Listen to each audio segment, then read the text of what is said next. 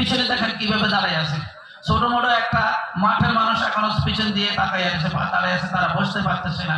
আমি অনুরোধ করবো পূর্বের গাড়িগুলি সরিয়ে সেখানে বিশাল মামুন সাহেব চেয়ারম্যান অফ কমিটি কেনে কত 5,000 টাকা দিলেন। আল্লাহ কবুল করেন, সকলে বলেন আমিন।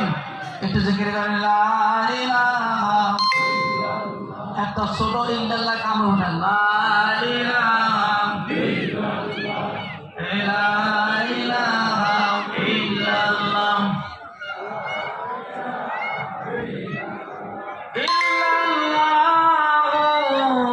মুহাম্মাদুর রাসূলুল্লাহ। কালাম দেয়া গেল 500 টাকা।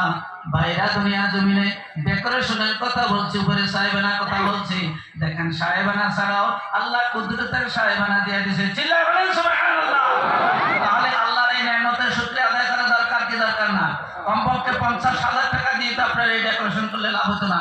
যদি উপরে রোদ থাকতো তাতে গরম লাগতো না, ঠান্ডা লাগতো, ঠান্ডা লাগতো।